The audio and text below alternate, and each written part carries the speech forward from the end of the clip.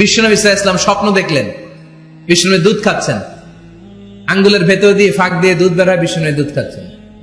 খেতে খেতে একটু দুধ আঙ্গুলে লেগে আছে, এই আঙ্গুলটা কারো মুখে না দিয়ে বিশ্বনবী সাল্লাল্লাহু আলাইহি ওয়াসাল্লাম ওমর ফারুকের মুখের ভেতরে ঢুকাই দিলেন। অতিরিক্ত দুধটা ওমর ফারুক খেলেন। সাহাবারা বললেন, মাযা আওয়ালতা বিহি ইয়া রাসূলুল্লাহ, হে আল্লাহর রাসূল, এই স্বপ্ন দিয়ে কি বুঝালেন, বুঝলাম না। বিশ্বনবী সাল্লাল্লাহু আলাইহি ওয়াসাল্লাম বললেন, আওয়ালতু বিহি আল ইলম, এটা দিয়ে আমি জ্ঞান বুঝিয়েছি, কারণ অতিরিক্ত দুধের অংশটা আমি কাউরে না দিয়ে ওমরকে দিয়েছি, তার মানে ওমরের জ্ঞানের কোনো তুলনা হয় না। এজন্য স্বপ্নে যদি কেউ দেখেন আপনি দুধ পান করছেন, এটা প্রমাণ করে আল্লাহ তাআলা আপনাকে দ্বীনের জ্ঞান দান করবে। আবার বিশ্বনবী সাল্লাল্লাহু আলাইহি ওয়াসাল্লাম আবার আরেক রাতে স্বপ্ন দেখলেন, সাহাবারা লাইন ধরে বিশ্বনবীর সামনে দাঁড়ানো, কোন সাহাবার জামা নাভি পর্যন্ত, কোন সাহাবার জামা হাঁটু পর্যন্ত, কোন সাহাবার জামা টাকনু পর্যন্ত, কোন সাহাবার জামা আরো ছোট, কিন্তু ওমরে ফারুকের জামা বিশ্বনবী দেখলেন এত বড়, টেনে হিচড়ে হিচড়ে বিশ্বনবীর সাথে চলছে। সুবহানাল্লাহ পড়বেন না? সাহাবারা বললেন, মা দাওয়ালতা বিহি ইয়া রাসূলুল্লাহ, হে আল্লাহর রাসূল, এটা দিয়ে আপনি কি বুঝাতে চাইলেন? বিশ্বনবী বললেন, আউয়ালতু বিহি আত-তাকওয়া, এটা দ্বারা আমি দ্বীন, দ্বীনদারি বোঝালাম, তাকওয়া বোঝালাম। সুবহানাল্লাহ পড়েন। বিশ্বনবী দেখলেন কোন সাহাবার জামা এতটুকু, কোন সাহাবার জামা এত লম্বা, কোন সাহাবার জামা পা পর্যন্ত লম্বা। আর সাইয়েদনা ওমর ফারুককে দেখলেন ওনার জামা এত লম্বা, ওমর ফারুক টেনে হিচড়ে জামা নিয়ে চলতেছে। বিশ্বনবী বুঝাতে চাইলেন, ওমরের যেহেতু জামা লম্বা, ওমরের ভেতরে আল্লাহর ভয়, দ্বীনদারিও খুব বেশি। চিল্লায় বলেন ঠিক কিনা? জ্ঞানও দিয়েছেন, আবার দ্বীনদারিও দিয়েছেন। এই দুইটা জিনিস যদি থাকে, এই পৃথিবীতে তাকে সফল রাষ্ট্রনায়ক বানায় দেয় কে? প্রভু তুমি বলেছ রাসূল দেবে না, বলনি দেবে না ওমর, বলনি দেবে না হামজা তারিক, খালিদ বিজয় সমর। প্রভু তুমি বলেছ রাসূল দেবে না, বলনি দেবে না ওমর, বলনি দেবে না হামজা তারিক, খালিদ বিজয় সমর। প্রভু তুমি বলেছ রাসূল দেবে না। আল্লাহু আকবার।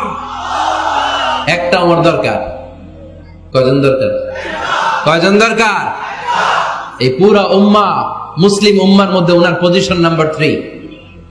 ওমর ফারুকের পজিশন নাম্বার 1 নম্বর পজিশন বিশ্বনবীর সাল্লাল্লাহু আলাইহি ওয়াসাল্লাম। দ্বিতীয় পজিশন আবু বকর। আর 3 নম্বর পজিশন, সুবহানাল্লাহ পড়বেন না? আশারাতুল মুবাশশিরিনা বিল জান্নাহ, জান্নাতের সুসংবাদ প্রাপ্ত অনেক সাহাবার কথা হাদিসে পাওয়া যায়, কিন্তু এক হাদিসে আল্লাহ রাসূল সাল্লাল্লাহু আলাইহি ওয়াসাল্লাম 10 জন সাহাবীর কথা বলেছেন। ওই 10 জনের ভেতরে সাইয়েদনা ওমর ফারুক আছে না নাই? আবার ওমর ফারুক ছিলেন বিশ্বনবীর শ্বশুর। সাইয়েদনা ওমর ফারুকের কন্যা হাফসা রাদিয়াল্লাহু তাআলা আনহাকে বিশ্বনবী বিয়ে করে ওমর ফারুকের জামাই হয়েছে, আর ওমর ফারুককে বিশ্বনবী শ্বশুর বানিয়েছে। সুবহানাল্লাহ পড়েন। আগে জানতেন এটা? ওমর ফারুক রাদিয়াল্লাহু তাআলা আনহু যে বিশ্বনবীর শ্বশুর ছিল, এটা আজকে প্রথম জানলেন। কে কে দেখি? দেখছেন? অনেকেই জানে না। মাশাআল্লাহ, হাত নামান, আমরা জেনে নিব, জানতে কোনো সমস্যা নাই। বাঁচতে হলে জানতে হবে।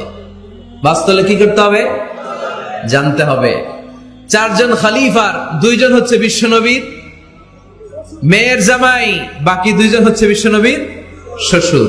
সাইয়েদনা উসমান রাদিয়াল্লাহু তাআলা আনহুর কাছে বিশ্বনবী সাল্লাল্লাহু আলাইহি ওয়াসাল্লাম 2 কন্যাকে বিয়ে দিয়েছেন। বিশ্বনবী সাল্লাল্লাহু আলাইহি ওয়াসাল্লামের মোট কন্যা 4 জন। কয়জন?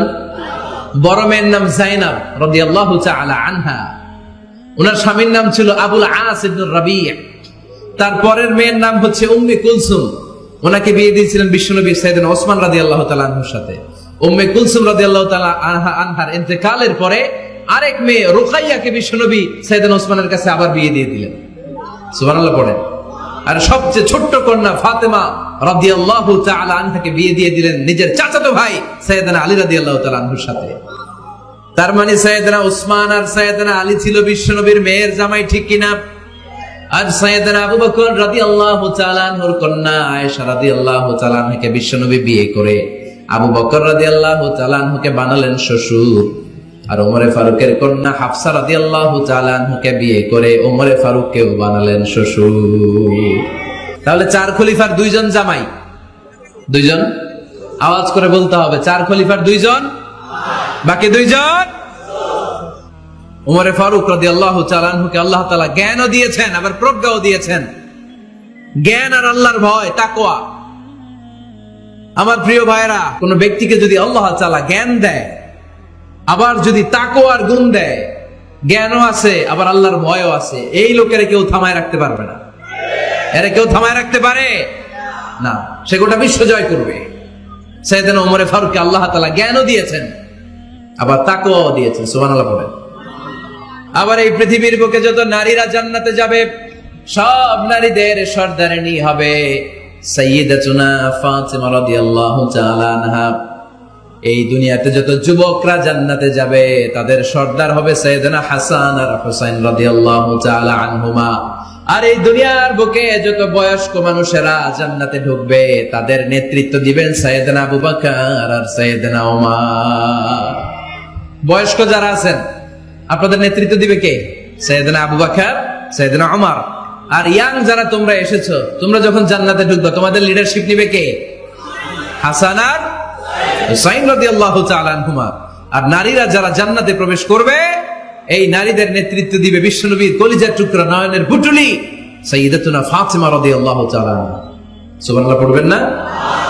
ওমরে ফারুক, the superhero of Muslim উম্মাহ। আমরা কাদেরকে সুপার হিরো বানায় রাখছি আমরা জানি না। এই নায়ক নায়িকা, গায়ক গায়িকা, মডেলরা, চোখ ধাঁধানো গ্ল্যামার নিয়ে যারা চলে, এরা আমাদের মডেল নয়। আমাদের মডেল সাইয়েদনা ওমরে ফারুক। ঠিক কিনা? ঠিক কিনা? আল্লাহর হাবিব সাল্লাল্লাহু আলাইহি ওয়াসাল্লাম বলেছেন, তোমরা যদি উহুদ পাহাড় সমপরিমাণ স্বর্ণ যদি আল্লাহর রাস্তায় দান করে দাও, আমার সাহাবারা যে 1 মুঠ দান করেছিল, 1 মুঠ দানের সমান হবে না। এজন্য খবরদার, লা তাসুব্বু আসহাবি, আমার সাহাবাদেরকে গালি দিও না।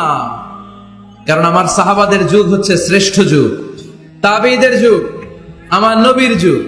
আমার নবীর যুগ সবচাইতে শ্রেষ্ঠ যুগ। নাকি এখন যে বিজ্ঞানের উৎকর্ষতার যুগ, আমাদের রকেট আছে, রকেট লঞ্চার আছে, ব্যালিস্টিক ক্ষেপণাস্ত্র আছে, আমরা বঙ্গবন্ধু স্যাটেলাইট আকাশে পাঠিয়েছি, গোটা বিশ্বকে আমরা চোখ ধাঁধানো অনেক কিছু দিয়েছি। তাই বলে কি আমাদের যুগ শ্রেষ্ঠ যুগ? কথা বলেন। খায়রুল কুরুনি কারনি, আল্লাহর হাবিব সাল্লাল্লাহু আলাইহি ওয়াসাল্লাম বললেন, আমার যুগ শ্রেষ্ঠ যুগ। সুম্মাল্লাযীনা ইয়ালুনাহুম, এরপর আমার সাহাবীদের যুগ শ্রেষ্ঠ যুগ। সুম্মাল্লাযীনা ইয়ালুনাহুম, এরপর আমার তাবেঈদের যুগ শ্রেষ্ঠ যুগ। ঠিক কি না? তাহলে শ্রেষ্ঠত্বের মানদণ্ডে ওনারা উত্তীর্ণ। রাদিয়াল্লাহু আনহুম ওয়া রাদু আন, আল্লাহও তাদের উপর সন্তুষ্ট, সাহাবাদের উপর। আবার সাহাবারাও আল্লাহর উপর সন্তুষ্ট পড়েন। সুবহানাল্লাহ।